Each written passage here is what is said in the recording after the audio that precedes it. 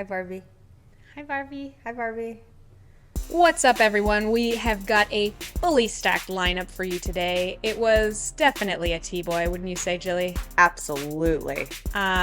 We talked about the TOC, aka Tournament of Champions, and what is a major anyway. We also talked about the theme of the day.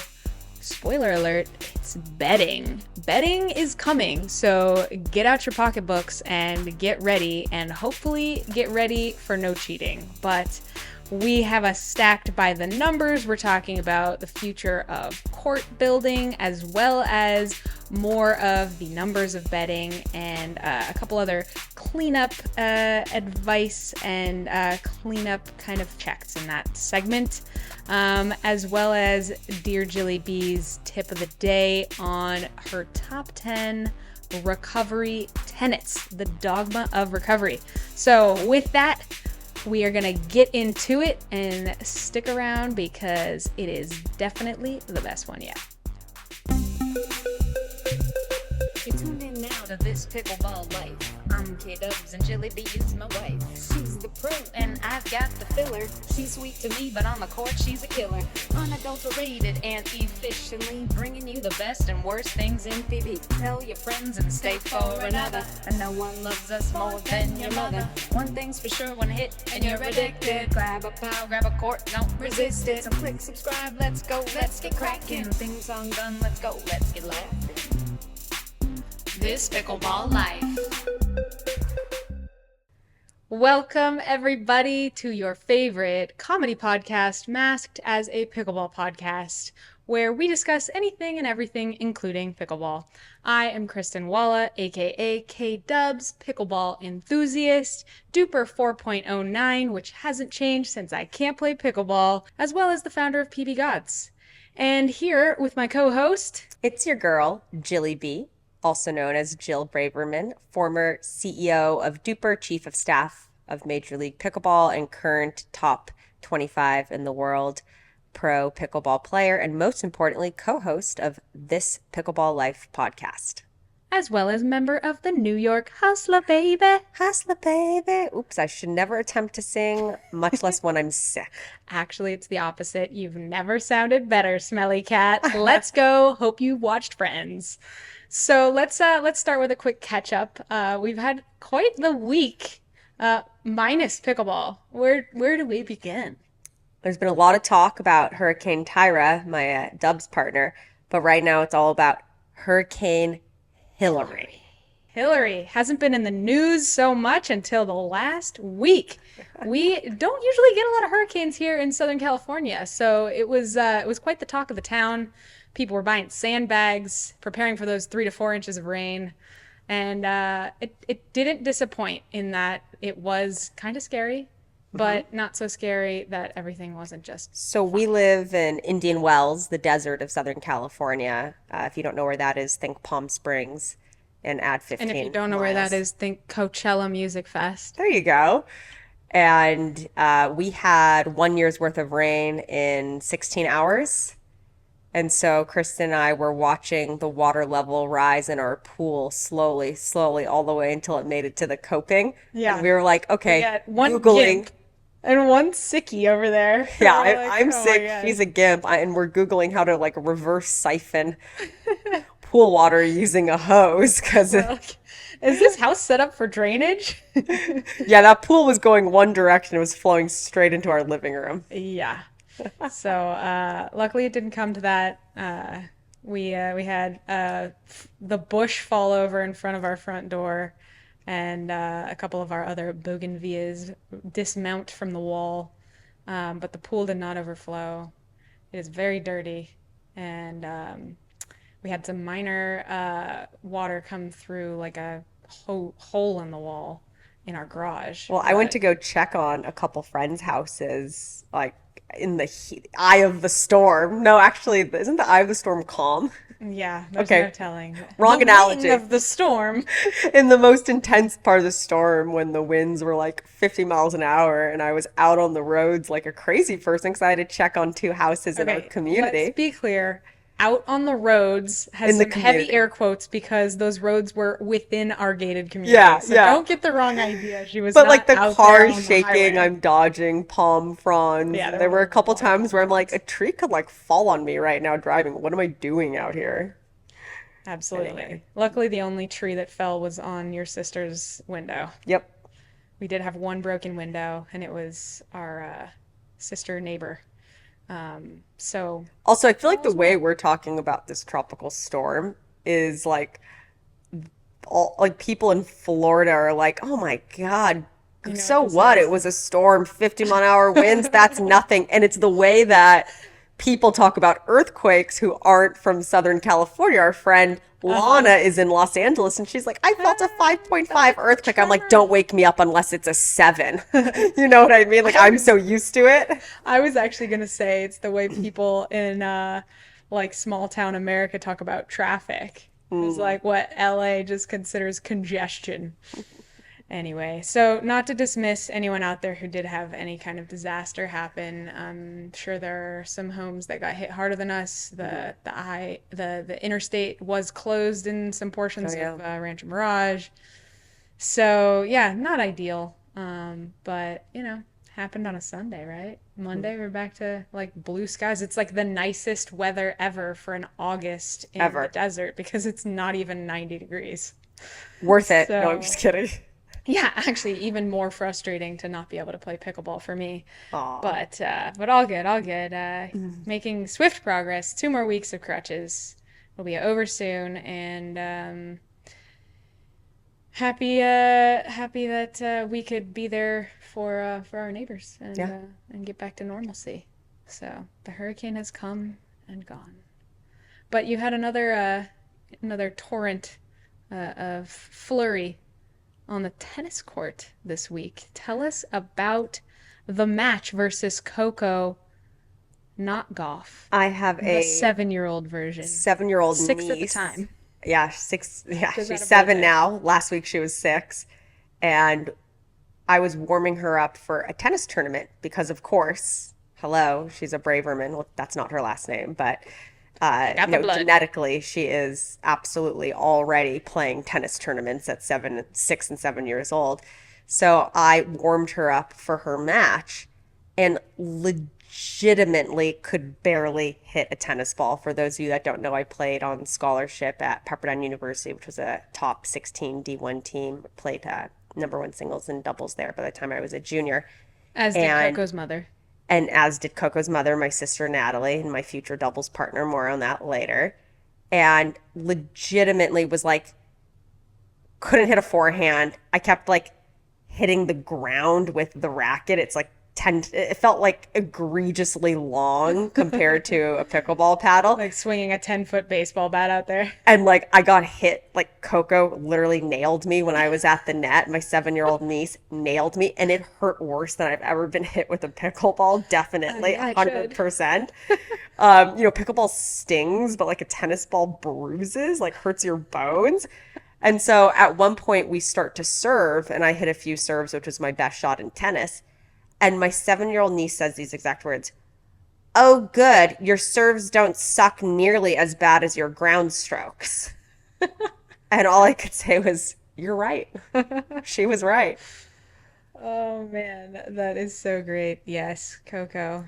Very talented. Can't wait to see her on the pickleball court. Well, for those of you that don't know, my whole goal in life is that Coco is like I'm Lee Waters, Coco's my Anna Lee, you know? Like I Totally. didn't have a kid, but now I don't have to. She'll pick me up in like 7 years, 6 years. I just have to make it 6 or 7 more Yeah. years on tour, and then I that think girl is going to pick me up. you'll get her from age like 12 to 15, and Mhm. then she's gonna be outgrown. 5 more years.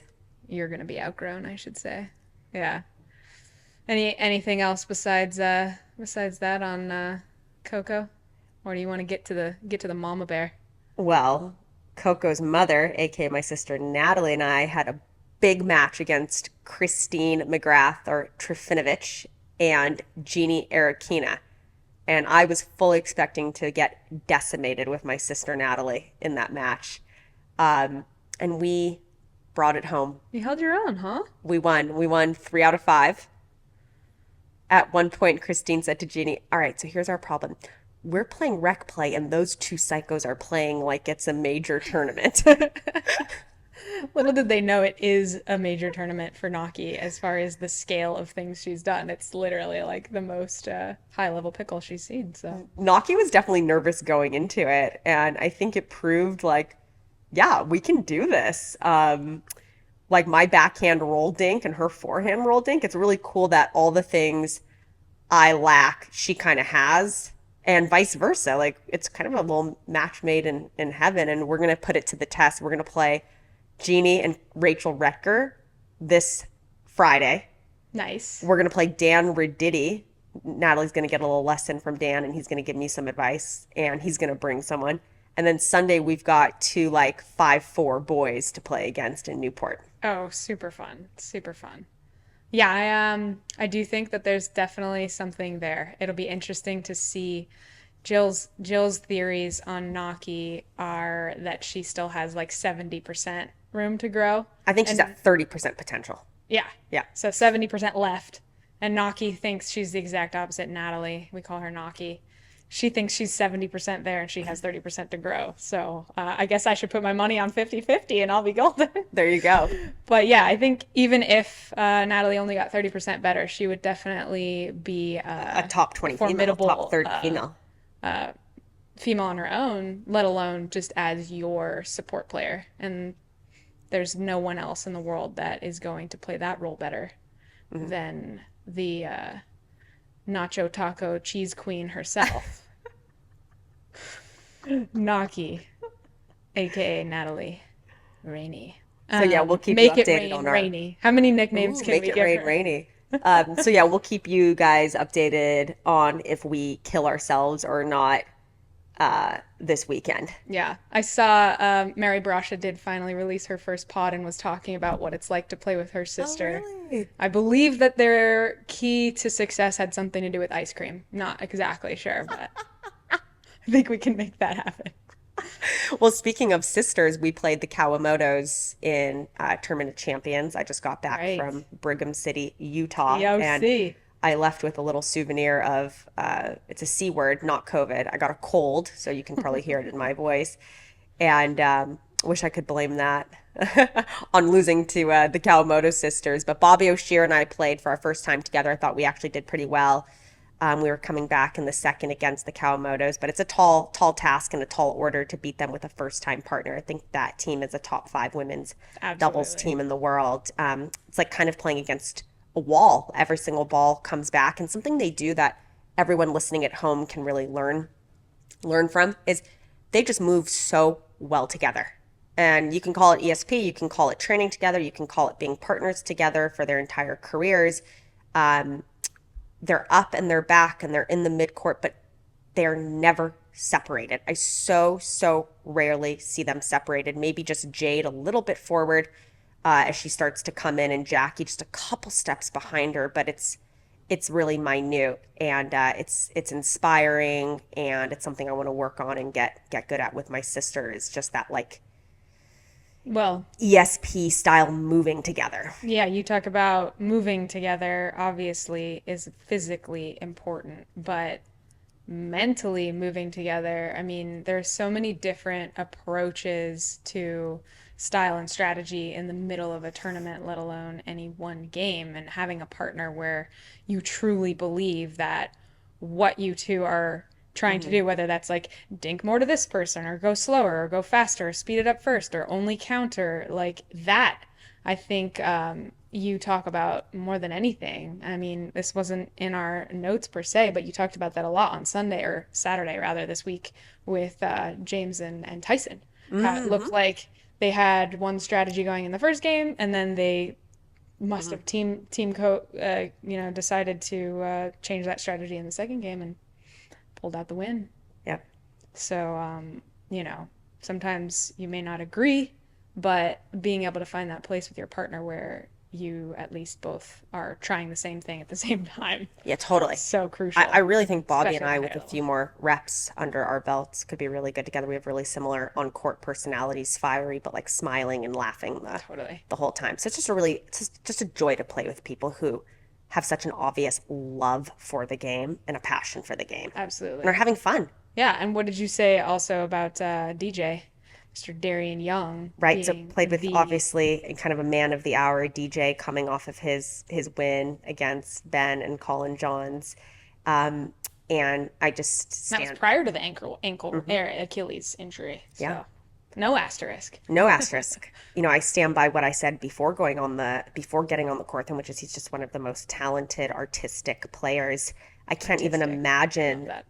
all the options that have to go through his head before he hits a shot because he can do anything with the ball. Anything. I know. I remember even last year watching him compete in so many of our Pickleball Night in Americas with Duper MLP, and I was like, wow, like everything DJ does looks pretty. It's so pretty. Especially that shot that I think looks so impressive when left-sided players have to like get that behind the back dink. With the That wrist I ball. always picture DJ when I think of that shot. Yeah. And that's another first time partnership that I feel so confident in. Could be really, really good. Like, I feel like I'm at 70% of my full potential on the right side. Like, it's just nowhere near as good right now as I am on the left. So I just need to keep working at it. I know I can get there. So I think, we lost in 3 games to Travis Redenmeyer and Lacey Schneeman. And like I said, I think I can just do better on the right, and I need to have the confidence that I can sit there for 10 minutes and dink cross court if that's what I need to do. I need to get better at attacking in the right spots. Like I attacked Travis a few times, and his backhand counter was so fast. By the time it left my paddle, it was already like visually he hits it. It's so fast that it's almost hard to see. So I just need to get better at attacking the right spots. And they were a tough team, and they went on to almost beat Callie and Jay, and they lost in 3, and it was really, really close. So every Yeah.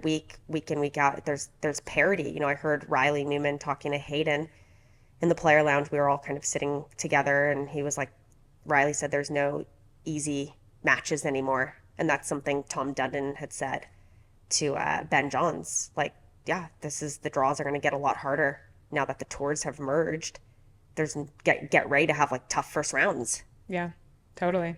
And we're seeing that. Everyone's right there.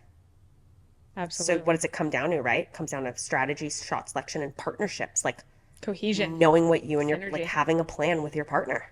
And having a plan against those specific opponents. Yeah. So yeah, I'm excited to see the continuation of this parody. Catley had a good week too, and she kind of has been out of there, so it's been cool. Well, But tell us I about have a your altitude key trick. to altitude. Oh, sorry. Yes. Didn't mean to- No, you read my mind. Thank you. I finally have figured out how to play with altitude. So my first altitude tournament of the year was in St. George playing with Tyra. And I got there 2 days before, and I realized it wasn't enough. And then my next altitude tournament was Denver. And I got there a week before because I was doing a clinic and training, and realized that wasn't enough or wasn't correct. So this tournament, I was like, can I get there 12 hours before? 12 minutes before. How tight can I cut this? Because now I have realized nothing matters. I'm screwed no matter what. And I got there the afternoon before, did a practice match with DJ, and was totally fine. And I figured out exactly what it takes to adjust to altitude. Give it to us. Do we need a drum roll? Drum roll. Drum roll. All you have to do is serve to a spot halfway, right? In the Okay. midcourt of your target. So halfway to your target, aim for the midcourt, kind of just past the kitchen, but serve it as hard as you can. So if you do that 10 times and you keep your serve in, and it's relatively close to where you're aiming, it might be a little deeper because their altitude, all of a sudden your like arm, mind, and eyes have adjusted. Calibration station. Does that make any sense? It's literally how to putt Putt. downhill. Putt down. It's putting downhill. So explain that. Yeah, when I teach golfers, the biggest mistake you see people make in putting is they guide or they slow down, right? So what you want is to still feel aggressive even in your smallest strokes, and this happens just in general in short putts. But no matter how fast the greens are, how downhill they are, you adjust your eyes, not your arms, so to Right. speak. So you want to adjust your target. You look at the spot and you just make that spot be shorter, closer to you until you start getting the feel for like, okay, this is that downhill. So The one it's thing I like, would, yeah, and basically I got the idea from how I putt. Like I putt weird. I like to putt aggressive to a 50% spot or a three-quarter I don't know spot. why you're calling that weird. I don't know. Caddies have made fun of me for it and before. Well, I don't think that's as weird as you think it is. And most of the caddies I know use that system. Well, I So also do it when I'm going uphill though. I think that's for sure. Yeah. right. It's not just a downhill technique. I actually had a caddy once who liked to do it like radio stations. It's 97.5. It's a 109.3. And then sometimes you take it a next level and you'd be like, it's the rock. And you're like, wait, I don't live here. What station is that? But what I love about this technique, to your point, is you're not adjusting like your arm speed.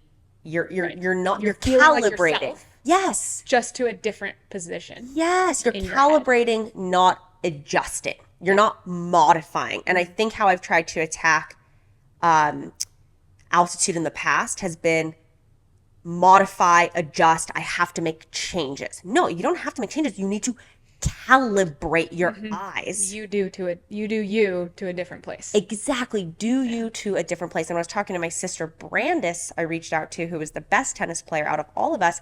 I said, hey, when you were playing in like Mexico City, pro tennis, like what would you do? And she's like, I put more spin on the ball, but we also played special tennis balls, altitudinal tennis balls, Oh, which I thought was super different interesting. air inside? And so what I want everyone to know at home listening is putting more spin on the ball in altitude does not work. Like, don't try that. Well, the pickleball, you always say it's like 30% as much spin Less. capacity. Yeah. RPMs. 30% 30% as as. much spin as you can spin a tennis ball.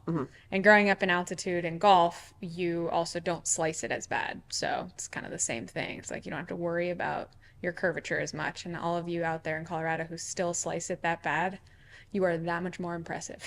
It's true. But yeah, so TOC, Tournament of Champions, back to the major thing, and kind of funny as a viewer, the Tournament of Champions, a major, missing the two best players on tour, among others. So Among JW a and lot of Georgia others. also weren't there. No Matt, no Lucy.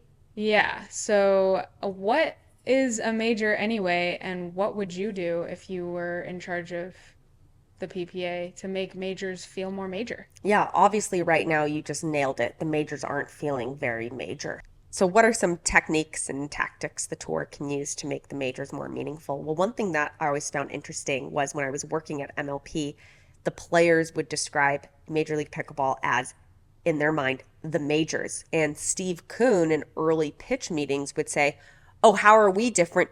We're like the majors of pickleball. And I think MLP has done a great job of branding itself as everyone's or most people's favorite event, something they feel is a major event. Now, that could be because the prize money is pretty outrageous per event based on if you're trying to do vis-a-vis PPA tournaments. So to answer your question in a roundabout way, I think if the PPA wants to create the feeling of majors, they could do like there's a West Coast major, East Coast, North, South. They could do it. It's true, because like tennis, you've got French, Australia, US. In golf, we have US, British. We've got, Masters. They're very like, some tournaments come to the same place every Yeah. year. Some tournaments, it's like, ooh, where is it going to be this year? That's one idea. Here's another idea. They could get a marquee sponsor like Lifetime, and they could say, these 4 events are the Lifetime majors. Kind of like FedEx Cup. Correct. Or the US Open Series in tennis. Like, this is the Lifetime Major Series. And they select 4 locations. They could even combine that geographically. 4 different Lifetime locations, north, south, east, west. Obviously, prize money, points, all of that you want increased. How do you increase it? Well, those are huge sponsorable assets, rights to owning like the majors of a tour and just really create like frankly branding around it. Like do better branding around it's a major. Yeah, I know when you go to a USGA tournament, which includes a major for both pros, men and women, but also includes amateur events, the USGA does a really good job of making it feel like you've got your name tag on the range and there's like a special check-in process and Yeah, like all those little details add up to totally. just feeling a little extra, a little Yeah. And you know special. what? You So, know what? The Masters, right? They've already done a pretty good job of that. Like people get excited to wear all white. They get excited it's in a cool location in the desert. People really like the two locations that have held it so far. and it's come out with some really like unique uh play Yeah. highlights that you're like, oh, you recognize it because it's all green and all white. Yeah. So maybe you piggyback off of that. What are the look at the four events that have had like the best branding, the best reach on social, the most views on YouTube. Like you could probably come up with a couple metrics qualitatively, what ones have been the players' favorites. You could also just do that, but piggy bank on the businesses and the events you've already built and see what is the most marketable and brand those. So I think there's like three different ways to go about this to create those meaningful events. Not to mention increased prize money. Of course, Is there a difference this week? I don't even know. I think there has to be if it's a major. Yeah, I'll double check that.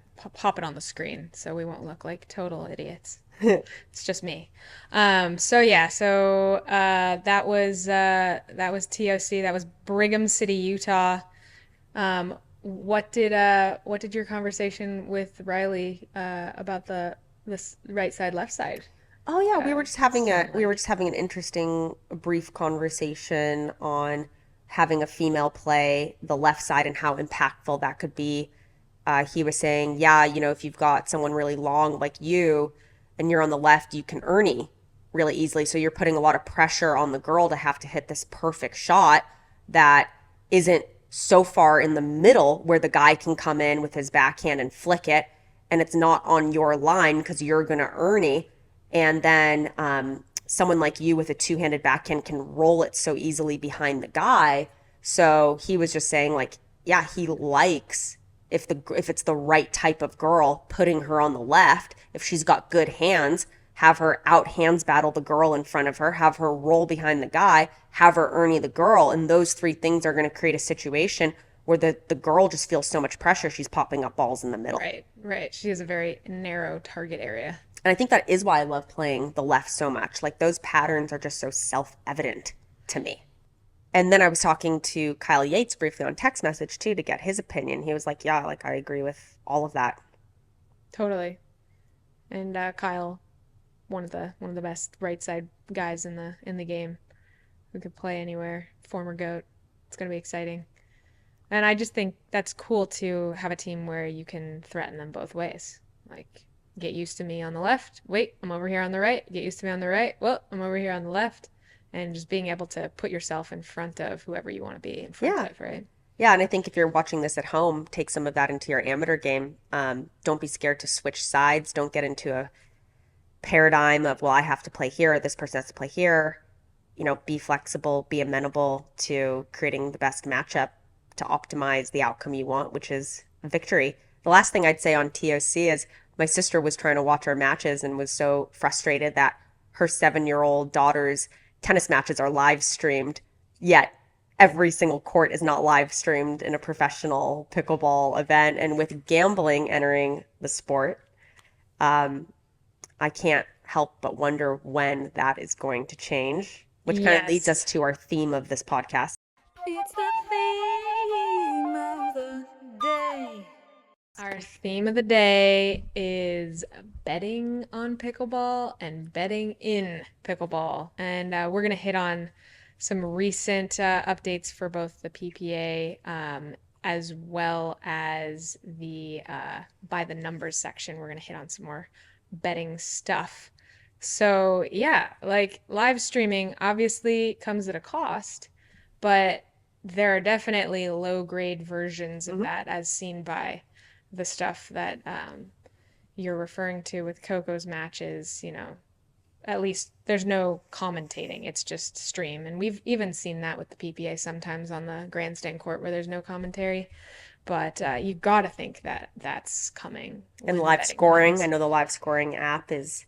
Yeah, I saw a couple more matches this week where Mhm. the numbers were showing in red Good. on pickleballbrackets.com before the match was over. It was like, oh, currently this is the score. So I don't think they're updating every single point, but there's obviously someone with an iPad on the court trying to get that going. So that's a Step small one. improvement. Yeah. Yeah. I mean, I think we're almost gonna get to a place where it's gonna have to be like citizen journalists, so to speak, if not, where people will just set up their own live stream on every court, um, and be on their own YouTube channels. I don't know.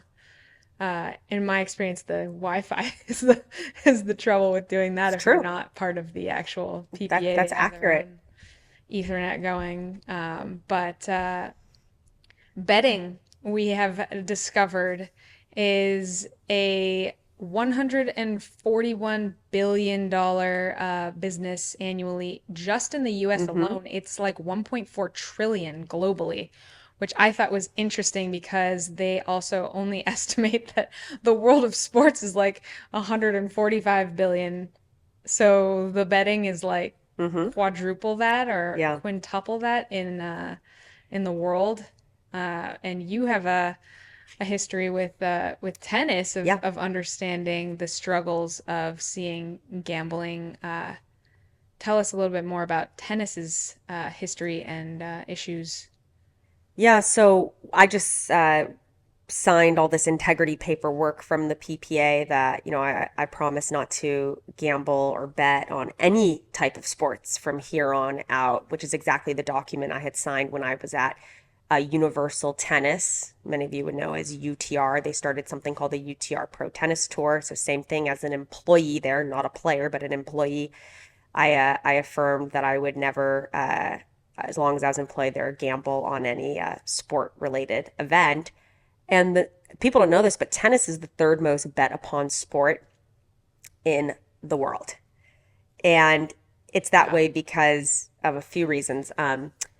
Tennis fails fundamentally at creating viable economic pathways for its players. Mm-hmm. And the demands are such that you have enormous travel costs to fly all over the world to these ITF and these challenger events, and very little to no return financially. And players don't have a lot of other avenues, or some players don't, and they're very susceptible to uh, manipulation. So any type of sports fixing, betting, bet fixing, and that's why you see these just crazy amount of betting going on these like $15,000 tournaments, $25,000 tournaments. That's where I think like 70% of the betting is. It's in the lower levels, which is very sad. So you've got a lot of inside information trading. You have a ton of corrupt European ITF umpires and referees who will like delay reporting the score for like a second, and then they're like texting their friend like, yeah, that person just double faulted. Yeah. Well, it's crazy when you think about the FIFA scandal and they had refs trying to influence Right. what happened on a court with 22 players. Hmm. Here you've got two players and one umpire. Like the Hmm. numbers are just like so much harder to enforce and easier to influence when you think Right. about like, oh, you're just playing one person at a time. Not to mention tennis really has that thing going where you So could lose a lot it's a and great still point. win. That's a great point. So it's really threefold. It's players having not a great viable economic pathway in tennis. It's this nature of like referees being able to influence a lot. And then tertiary and last, what you just said was so spot on. You can lose a lot of points and still win the match. Yeah, not to mention that any sport that you're playing basically on a team of one, you're just you. You don't have the coddling, let Hmm. alone the influence and peer pressure of your teammates. Like if you're gonna try and do something on a cricket court, Yeah. which has also happened, or cricket field, I should say. Cricket court. Really get them going. So back to Pato. No, on the cricket field, like you've got other players that are like, dude, why are you playing so bad? Or, dude, why are you, talking to that strange guy in the hotel? Like, there's no one watching you in tennis. You're just you, and you don't have like the minimum. What's the phrase? Like your minimum wage, so to speak. You're lost my words, I'm sick, but don't ask me. Sorry. Messi makes like 200 million before he sets foot on the field. Appearance fee? No, just yeah, what do you call it when the team pays you money? Your A salary. salary? Whoa. Kristen's Not on never had a myself. salary. She teaches golf. Yes, I'm just out there, a team of one. It's tough, right? Same thing. Football players, like they start out at $500,000 and then up, but golfers, tennis players, these individual sports, they're a lot more susceptible to Yeah. this. So we really have to watch out for this in pickleball because it's the same thing. So, some items that were interesting in this integrity contract I signed. So, number one, I'm not allowed to bet on any sports. Number two, I can't talk about non-public information that could potentially provide any advantage in betting. So, like, am I allowed to say right now that my hamstring's feeling so good? It actually really is. Right. But like, I don't know if I'm going to be able to like talk about my own injuries on my own podcast in the field. Like, I'm dead serious right now. I know, I was wondering the same thing. Like, Like you have to make a public announcement official on some kind of social first, and then it is public. I think you're fine with your own stuff because you can decide what you well, want I to be can't public. even comment on betting odds. So like, if I think the odds in a match are stupid or outlandish, like Right. I can't even say that, which will be hard for me considering, and especially if Duper's being used for anything. I can't endorse any third-party betting company unless given off prior authorization or written authorization from the PPA. So that's interesting. They'll obviously be protecting, whatever gambling organization they end up working with, and they don't want their players undermining that or supporting a competitor. So I thought that was interesting. Luckily, in my case, I've never understood odds, like the whole 1,000 to 1 thing was straight over my head. Good. So, That's what good. else I do don't you want you think? betting on anything. Yeah, luckily I don't have that bone in I my don't want anyone body. knocking on my door. Literally. I think I'm I did watching Billions right now, so I'm really I did paranoid. like a fantasy football league in college, and I like forgot to pay the entry fee or something, and yeah, just not my interest. Yeah. But it is interesting to be talking about bringing in betting. I mean, obviously it is coming. I'm signing all these docs and doing these tutorials, but it's like, yeah, we still don't have warm-up courts, live scoring, or live streaming. So I can't help but feel like we're further away than, the hype would Yeah, allow us to yeah. I believe. wonder what the appetite will be for the world of betting on pickleball. If it'll just be like, busting the doors wide open, like the way MLP teams being sold have felt, or if it'll be like a slow trickle that builds. But I think it, ultimately is unstoppable. Obviously the trillions of dollars spent on this prove that betting increases interest in Yeah, anything, of course and it it's does. human nature. So you can't really fight it. You can only just do your best to create the integrity of it. And ultimately, I think uh, as a warning flag, FIFA has proven that like if you lose the trust of the public, you lose their interest in betting too. So you've got a twofold reason to keep the integrity going. But I just noticed in our podcast notes, you actually had this note about tennis being vulnerable to corruption for all the reasons you mentioned. So I didn't, I thought you were just coming up with that stuff on your own. Now I see you did some research. Impressive, K-Dubs.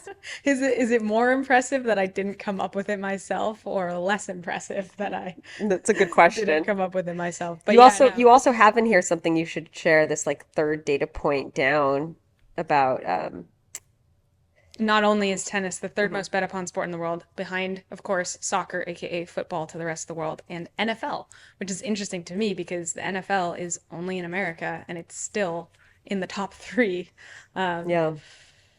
but not only is tennis in the top three, or at least five, depending on one other source, but it's 12% of the illegal gambling. So interesting. 12% of all illegal gambling in the world is tennis. Which is sad to say. It wouldn't be so popular if it weren't about the corruption. I It's like know. literally people are only betting on these low-level tennis matches It's because they so think we're wild. fixing it, which It's is so really, wild. uh, I don't know. But yeah, betting, it's coming. So we're gonna circle back on a couple more data points with betting in our by the numbers section. But the other MLP news, we have some new owners coming into the Tim Hmm. Klitsch owned Texas Ranchers team, as well as a new facelift When on I saw their Tim logo. at the I'm not sure if last you noticed. when I saw Tim at the last MLP event, he said he was considering bringing on a few new owners. I didn't know a few turned into 41. Could you see in my face that I was actively holding back on your punchline, Thank you, stumbling? Kristen. Just had to give myself credit for that silence. Oh, thank you. I liked the setup. But Thank you. yeah, I looked at the social post and I was like, oh cool, 5 new owners. Let's learn more. Let's see how quickly you can say these 41 names. Go. Do you want me to? I will. Scottish Chef NFL player Mika Parsons. Miles. No, go ahead. You go. Yeah, no, so just some notables. Obviously, Scotty Scheffler, go Longhorns, #1 golfer in the world right now.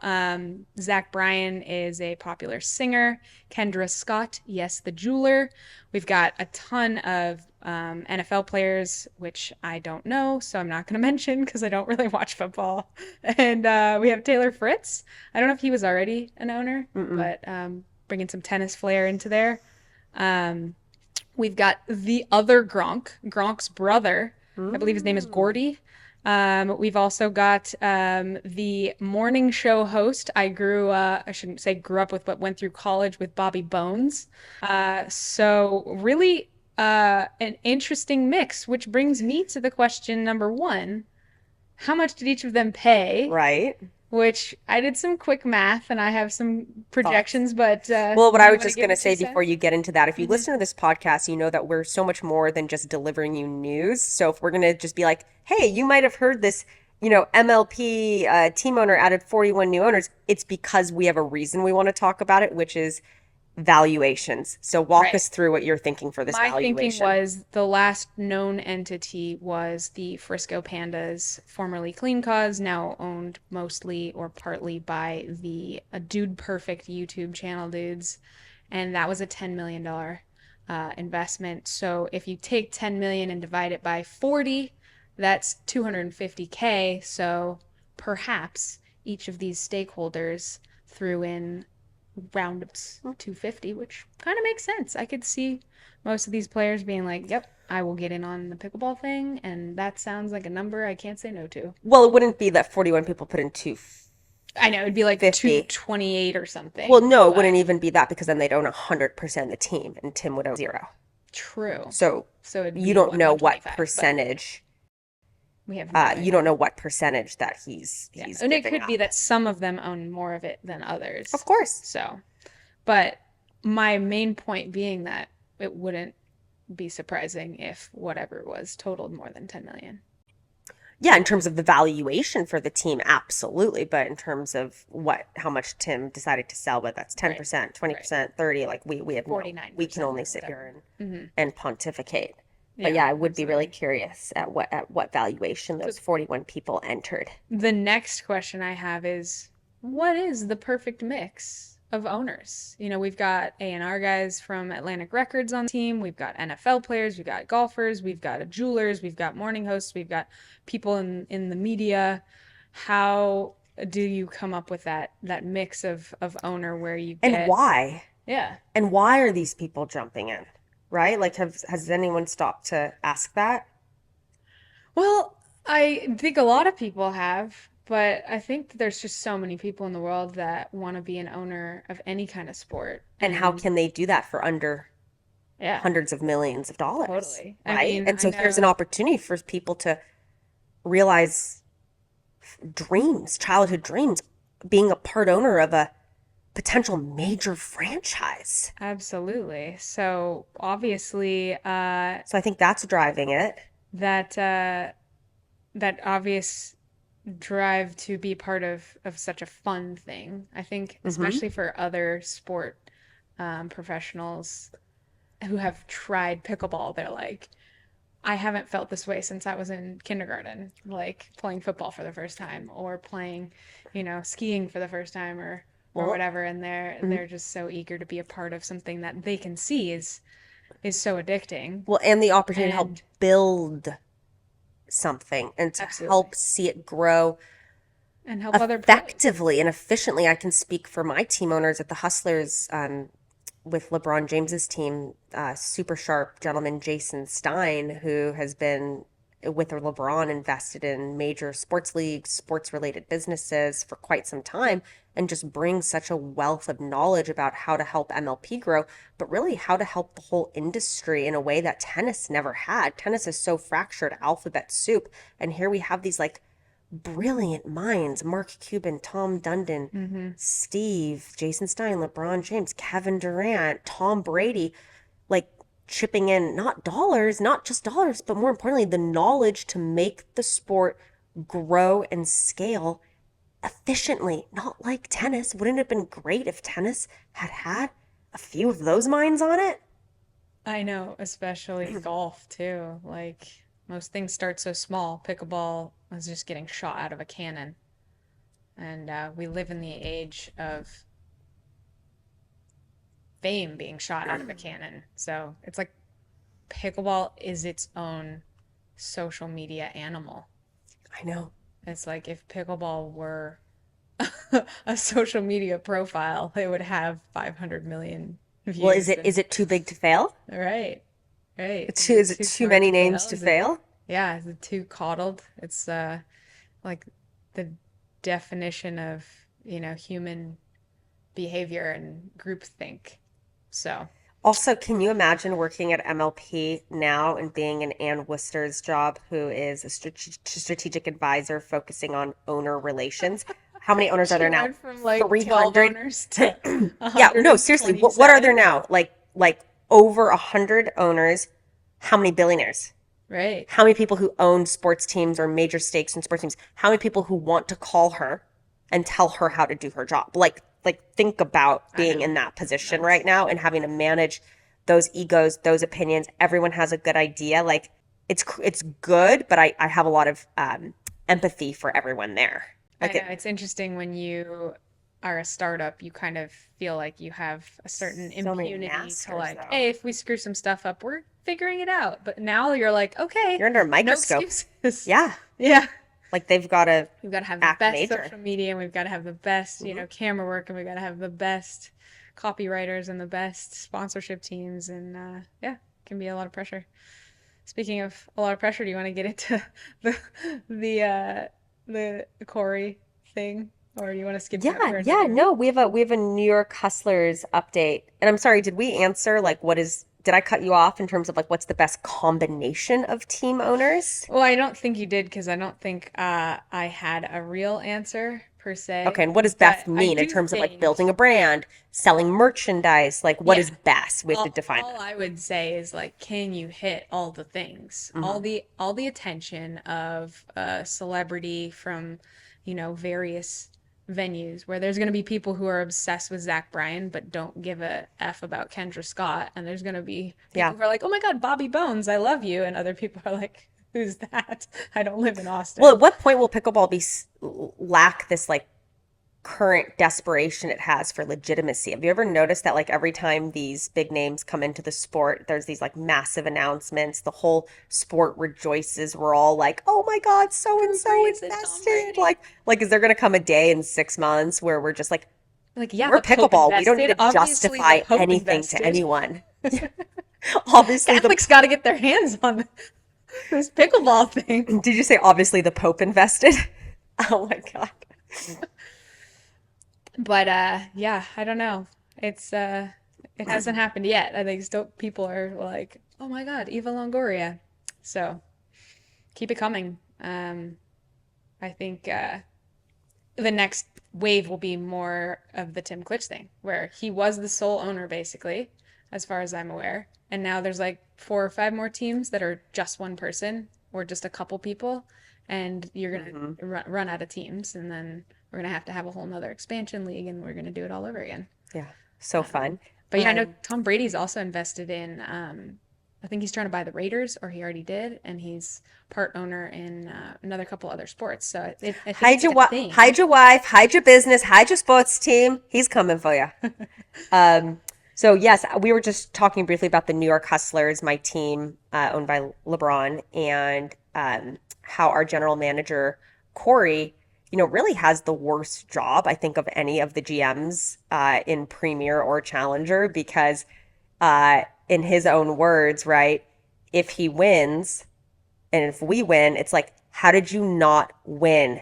You have Kyle Yates, Jill Braverman, Sarah, and Jaume. How did you not win? Um, And if you don't win, and if you do win, it's gonna be the same thing. oh yeah, Obviously, you exactly. won because you had Kyle, you had Jill, you had Sarah. So it'll hopefully just be a part of the laugh. But it is interesting, in anything, just being being the expected victor versus the underdog. I always say it's easier to be the underdog in a lot of ways. Yeah. And I'm sorry for my former teammate Brandon French, who is out all of Major League Pickleball season 2 after being drafted to the Seattle Pioneers and will be replaced by Pat Smith. And I'm very happy for Pat. He's been playing great and was playing great and Also, absolutely deserves to be on there. on the court with DJ Hmm. when they took down the Johns Bros. Yeah. So he's been having a good week. He also did well this week with Tina Pisnick. So he But I'm is I'm on sorry the for upswing. Brandon. But yeah, Breaks my heart. our, I mean, we were supposed to play nationals together. We're supposed to play this past tournament together as well. yeah, love the guy. Yeah. He is energy on the court. He is smart and fun to be around, funny, just an all around great person, great pickleballer. So hopefully he gets his health, wrist health back in order, and Yeah. we see him back out there Wrists are sooner than gnarly. later. I don't wish it on my worst Yeah. enemy. So many little bones, so many places to have an issue. It's You brutal. think of like, oh my God, like the femur must be like the worst thing ever to break. But in some ways, it's like, okay, just like let me break like one bone You in know, the one the one thing he did place. that I always thought was curious was right after he had surgery, maybe a couple weeks later, he was playing again in a cast, left-handed. He's like a 5-0 duper left-handed, maybe even better. It's funny. He's like, yeah, I'm a, top 2 doubles player in all of Dallas right-handed, but I'm top 5 left. Or, something like that, or top 10 left. Totally. Um, and he was playing left-handed, and I remember being like, that's still like a lot of pressure, on your body, on your cast, on your right hand, being hmm on a court, you're getting sweat, you're getting hot, you're getting inflamed. Yeah, Um, and even for me, they say to like work out my right leg when I'm doing my left, and that getting my right leg stronger actually somehow converts to the left. So there's a mm, lot of these neurons that are communicating in ways we don't see and wearing out in well, ways we don't see. 100%. I mean, think about when you go to like cut left, like your whole body, like everything's responding. Your right arm's going to go out to help you balance. So it's like your right arm, your right shoulder, your right forearm. Yeah, you're in a cast, but like that whole right side of your body is working, like you just said. So I hope, yeah, I just hope he can get it under control because that's a bummer. Yeah, definitely. So let's take a quick break, and then we will head back with by the numbers. Ruck solar packs. Do you have someone in your life who's impossible to shop for? The Ruck solar pack is definitely our favorite pickleball bag. It's also sleek, fits your laptop, your paddles, and it has a solar panel to charge all the devices. A solar panel, like cool who is comes that? up with that? That is the coolest idea ever. It literally charges your devices from the solar pack while you're playing pickleball. I mean, does it get better than that? I don't think so. You can visit ruckpack.com. That's RUKPACK.com. You can use code Jilly B for 15% off your next order. Also, I love the price point of these products. You're definitely getting a bang for your buck. Like the zippers are nice. The laptop sleeve is like extra padded and super super soft. RUKPACK.com and use code JillyB for 15% off on your next order. By the numbers. By the numbers. So the first thing I wanted to talk about is something we have mentioned in several different forms, but keeping up with the demand of pickleball growth with courts. So Yes. the SFIA, Sports Fitness Industry Association, just came out with some research that's estimating it's 900 million we're going to need in construction for new courts and 25,000 courts, which sounds like a lot, but honestly, doesn't sound like a lot to me when you think of Bahram, the head of Lifetime, already throwing down 500 million. So if one company has already invested half of that, then what, like three companies could Yeah. be the rest of the demand and you're done. Obviously, that's not necessarily what's going to happen, but we're already seeing repurposed malls as our Oracle Pickle mall. predicted, and those seem to be doing well so far. I'm seeing lots of video with places pretty packed. So I can only assume that that's going to keep coming with the Amazonification and online presence of so many companies. We're seeing lots of these big box stores go out. So Oh, there's space. I wouldn't be surprised if pickle malls, and chicken and pickles and these retail centers literally become anchor owners and anchor tenants and revitalize retail in America. Yeah. Like that might be one of the more outlandish like- things I've said on our pod, but Steve Kuhn says, can pickleball save America? Can pickleball save retail America? Literally might be able to. Literally, that was not written in our outline notes, and I was waiting till you stopped to say that exact thing. Really? Like Steve Kuhn said, "Pickleball will save America," and Oh, we have ESP. ESP. It's too bad I'm not at least like a 5.1, and she could just throw me on the right. Oh, that'd be fun. We definitely would divorce. Let's be real. No, let's be real. That's the best thing that ever is to come of us. We can't play pro pickleball together.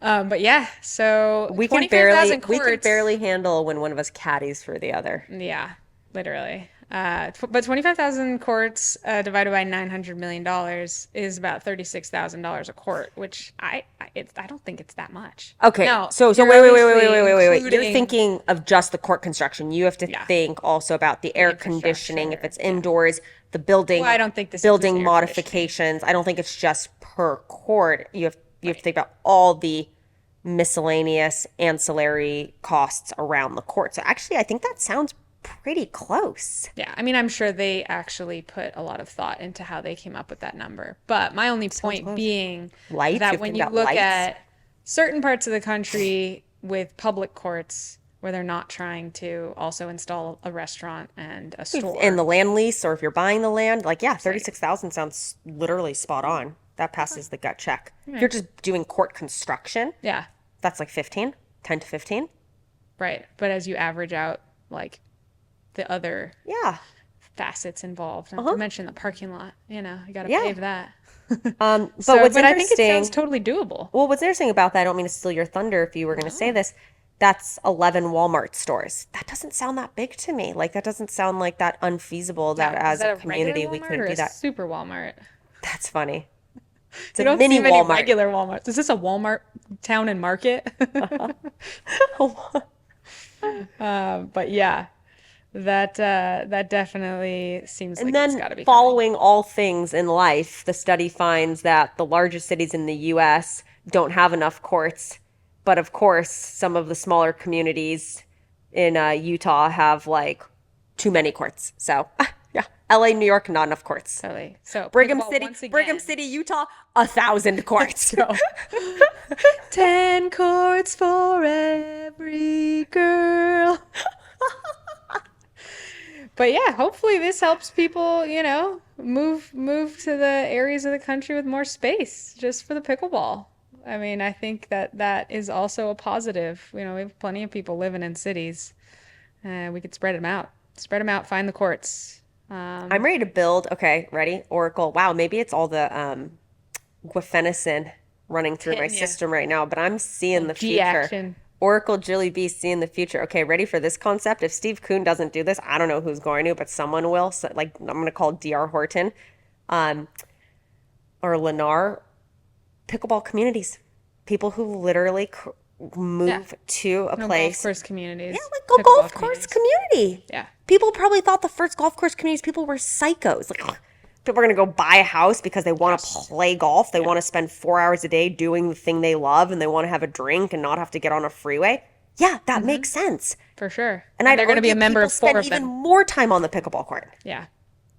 Yeah, no, I don't doubt it whatsoever. Um, and I think the only limitation is, golf courses take so much space that the whole like golf course community effect is how many houses can I fit per hole? But like, how many pickleball courts are you gonna need? You're gonna have to have a pickleball community where there's a court on every housing Okay, so in housing this center. Like community, instead of a condo complex surrounded by a pool, it's a condo complex surrounded by a court. exactly. So in this future community, I mean, what are we going to call this?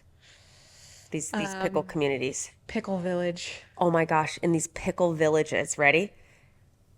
Every house is equipped with not a pool, a spool, and a skinny singles court, or your choice, a kitchen court. Or rooftop. Rooftop deck Twofer. slash pickleball court. Kristin, you're on fire. Let's call Tesla. They'll start making solar tiles that double as Pickleball lines. pickleball surface and lines. So many ways to efficiency. What word am I trying to say? Literally have no words today. Don't I worry, must be I'm coming either. down with something. We're sick. So yeah, so that's the future estimate of the pickleball costs coming with demand. So let's just hope that happens. I mean, we also saw the New York Times article talking about the future of pickleball. They quoted Mark Lasry, part of the MLP owner. ownership group of MLP, former owner of the Milwaukee Bucks. He just sold his portion for a cool $3.5 billion. A little chunk of change. But he conjectured that even if pickleball doesn't follow the similar trajectory that basketball has followed, for example, I know Mark Cuban bought his team for like 290 million roughly, and now we've seen Milwaukee sold for 3.5 billion, so that's like in I think 10 years that's how much it's gone up. But Mark Lasry made the point of if 50 million people are playing pickleball, but you may not see it as much on TV, wouldn't you still want to own a piece of that? And I think that's totally true. I mean, we've obviously talked a lot about why people would or wouldn't wouldn't watch pickleball on TV. But one of the points they were trying to make in this article, one of the people that they interviewed was comparing it to the problems of table tennis, aka ping pong. And so I was like, yeah, what are the problems of table tennis? So I did a little research on table tennis, and what the consensus on table tennis is, number one, it's too fast. Yeah, which it's hard to see. obviously part of the gem of pickleball. Wiffle ball slows it down. It's smaller than a tennis court, but way bigger than a Haters ping pong argue it court. looks too slow on TV. You can see it though. Yeah, but you can see it. totally see the ball, but when you're playing it, it feels very fast, and you have that juxtaposition of slowness to fastness, which I do think help kind of point out how it's fun when it's fast. Complicated. Okay, we joke that the scoring is complicated, but overall, everyone who's ever played or tried pickleball thinks it's so simple, so easy. Short rallies. I mean, pickleball has some short rallies, but largely very long rallies. In fact, that's more the criticism, if anything. Lack of high value shots. That one definitely is shared in that every point Interesting. is just worth one. Whereas, say, for example, in Basketball, football, three you've got 1-pointers, 2-pointers, touchdowns. 7-pointers, Yeah, that's 6 really pointers. interesting. So that is kind of an interesting difference. And even tennis, arguably, I mean, let's start with the scale 0 to 15, 30, 40. And then we do this deuce thing. So obviously, some points end up feeling like they're worth They're more more because important, they yeah. end up winning that point Yeah. or that game or that set, I should say. But dominated by China. That is one of the facets that it's a singular kind of domination of one country, although apparently it was also very big in Sweden and obviously played in almost every country. But I think that pickleball is spreading like a virus, and that's not going to be a problem. And obviously, we've already seen in America very multicultural players. Sex appeal was mentioned in this article, and I think women's golf has gone through a little bit of this. I'm sorry, I Men's golf I too. have to read your notes here. I don't know if you're going to be too polite I mean, I'm not just to. quoting here. I didn't come up with this. I know, you're quoting something. So someone wrote sex appeal, best players too pudgy, outfits, short shorts on guys, nobody wants to see that. This is amazing. It's true, though. I mean, you look at the outfits women's golf has improved upon, but definitely some top tier LPGA players are not necessarily looking like Anna Kournikova, let's just say. So that's where you see women's tennis and women's volleyball really have an edge. So I think women's pickleball is not suffering from I'm that doing problem. everything I can to wear as little clothes as possible on the court. You I know? keep telling Jill she needs to just skip straight to the sports bra. I mean, my shirts are basically sports bras at this point. What more do you want from me? Yeah, sports bra with a fringe. So yeah, very much the opposite of pickleball. So I think people are gonna want to watch it. I think anyone we run across in the world is like, oh, I saw pickleball on TV. What is that? That's fun. What, you know? Yeah, I So mean, we'll it's almost, I'm just thinking out loud here. I had never thought of these comparisons to table tennis and the downfalls of table tennis. But when you say dominated by China, it makes me think of tennis being dominated by Europeans. And if it were more dominated by America, it would actually probably, or by Americans, it would probably better serve tennis globally, if that makes sense. It would make all of tennis more valuable, the same way that somehow the NFL is the second most bet upon sport in the entire world. And But all it's, the movies and TV shows come from here. Like there is yeah, something to where be said when people it wanna has American interest, when follow a us. sport or a thing can garner American interest in Yeah. American dollars. Yeah. So that's super interesting. And I know that sounds kind of xenophobic, but in a way, it's really just that what I think America has an Influence. amazing ability to do compared to a lot of other countries is that the capitalist kind of competitive nature of the way things grow here is just the perfect like petri dish for lots of influence. And So eloquent. You said you don't have words today. I mean, that was like really like focusing hard. That was amazing, Like Kristin. no Adderall involved either. No, literally, I've never even taken Adderall. I don't even know what Nor it feels have like. I. So yeah, Unlike some other pickleball players.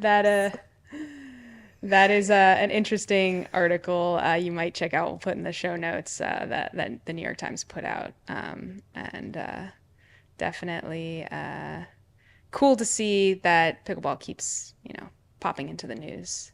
But I just had a quick sort of throwback because this whole injuries in pickleball number, I feel like, has been haunting the sport from all the haters. Yeah, go ahead, And please. that article that, pickleball will cost Americans $440 million. And one of our most viral videos was the pod in which we talked about every time a new pickleball player shows up on a court, a orthopedic surgeon gets a boat.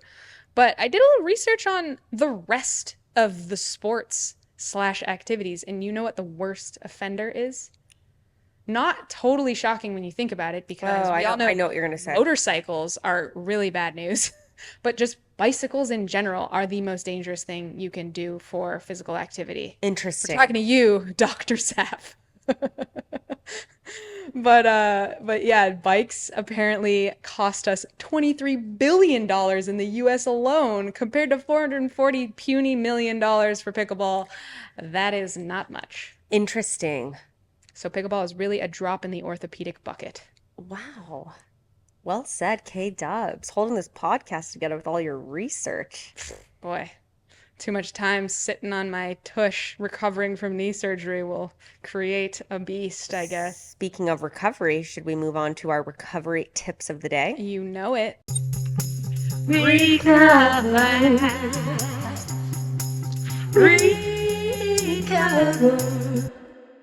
I love it. I did a post the other week on the 10 things I've learned as a pro athlete that I wish I would have known 10 years ago. Physical edition. There's also a mental edition. I've been doing a lot of PT on my hamstring, going through recovery. And I was just thinking about these 10 cheat codes I wanted to share with everyone. Number one, I have found that most surgeries can be avoided. You want to do With enough orthovisc. No, that's cortisone.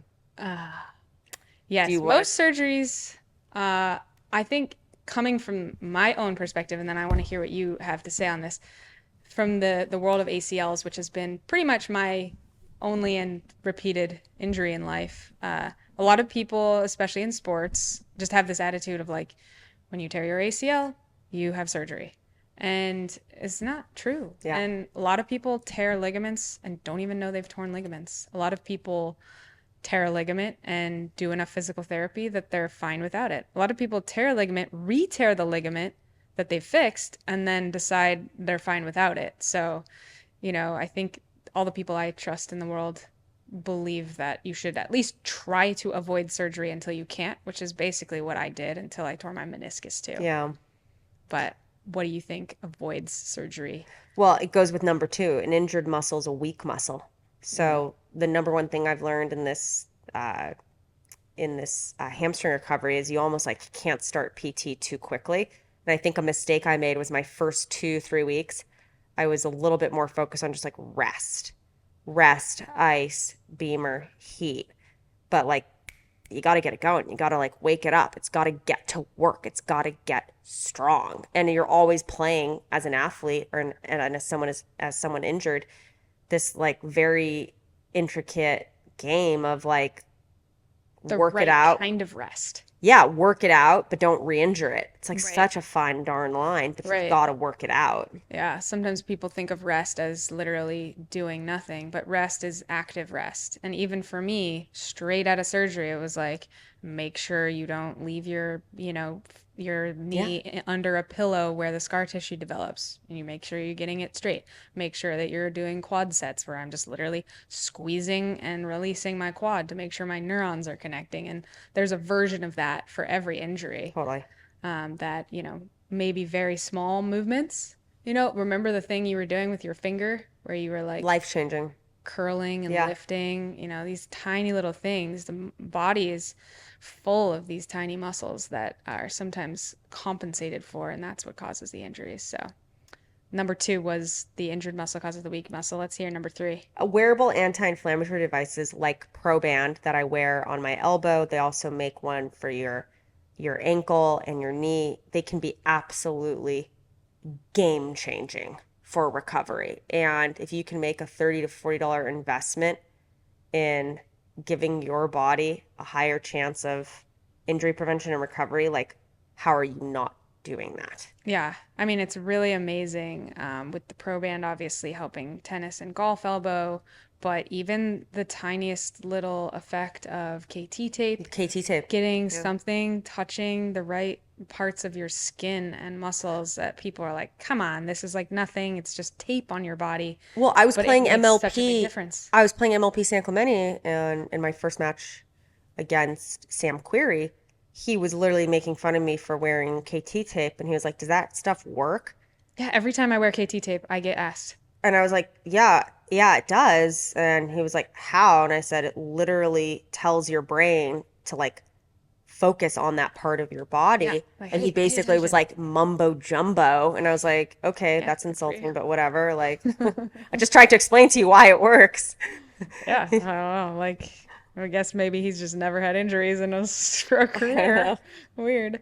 But yeah, definitely. And there's such like low investment, low obstacle to entry. So helpful. There's no reason So not to. helpful.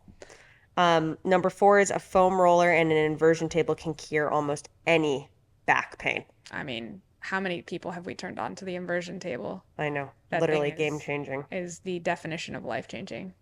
Yeah. I'm a huge believer in number 5, get an opinion, then get another and get 3 more. Yes, Jill definitely puts her money where her mouth is on that one.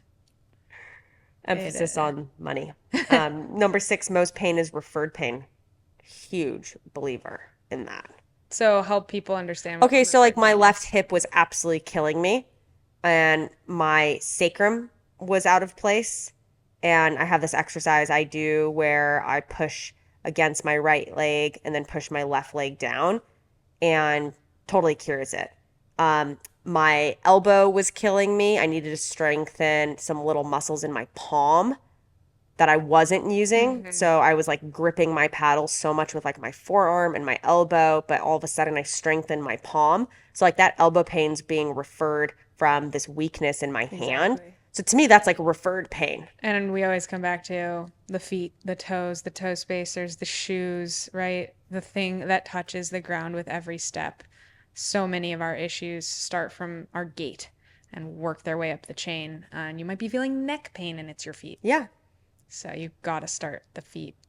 I think number 7 is really important. You're so much stronger than you think you are. Like when you want to give up on physical therapy, or, I hear my mom all the time say, I can't do exercise if I'm on my knees are weak. It's like, don't put limitations on yourself.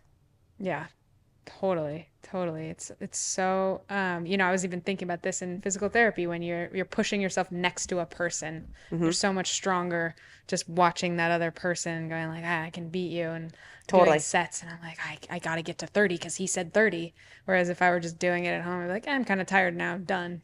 Well, that leads to number 8. The flip side of that coin is your body better than anyone, so listen to it.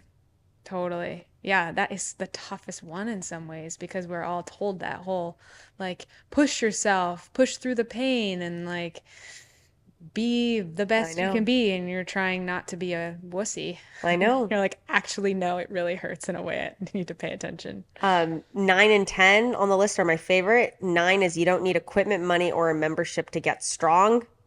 Huge believer in isometric work, using your own body and your own body weight. Like, yeah, we hate gyms. Hate gyms. Can't wait till you get a gym sponsorship and we have to like. I love gyms. Especially Lifetime. Number 10, rehab is strength training and strength training is rehab. Rehab is prehab. Yeah. Prehab is rehab. Prehab is strength training and rehab is future prehab. Yeah, there's something there. I messed it up. But yeah, no, definitely. You know what I'm trying to say. It's a circle, right? It's a circle. Like there's no beginning, there's no end. We come out of the womb and we're like breathing lungs, working on the lung muscles, and the rest is just part of the ever-flowing cycle. What physical cheat code and growth hack did we miss that you subscribe to? Drop it in the comments. Yeah, totally. I want to know. And I want to know, those of you who play with loved ones, advice for Jill playing with her sister. Oh my I goodness. want to know sisterly advice. Something about the way that we've been talking about you playing with your sister. The algorithm just keeps showing me sister posts. Have you noticed that I keep finding them? No. The algorithm keeps showing me videos that are like, if you have a sister, XYZ. That is so funny. I have no sister. How do they think I have a sister? I have 2. I should be saying double the amount. You got an extra for me. So thanks for listening. Thanks for being positive. Remember, pickleball is joy. Don't ever let anyone tell you differently. All right, next episode, I am not playing Kansas City, but I am gearing up to head to New York for a scrimmage. That's right. The New York Hustlers, let's go Hustlers, will be doing a scrimmage against the New Jersey Fives. What do we call this? Battle of the Bridge? Battle of the G-Dub? In addition to that, just prepping for Major League Pickleball, everything that goes into that physically, mentally, figuring out our team lineups. It's going to be a loaded podcast. Don't miss the next episode. And don't forget to stay tuned for walking again. That's what I'm most excited about. No more crutches. So with that, we will see you on the next episode. This Pickleball Life is a Tomahawk production, 100% organic, self-made, and homegrown. Music by K-Dubs, editing by K-Dubs and Jilly B. Check out pbgods.com and use code PBLifers for 10% off your next order. Do you have a question for Jilly B? Email us at thispblife@gmail.com to be included in future episodes. Don't forget to click subscribe. This Pickleball Life.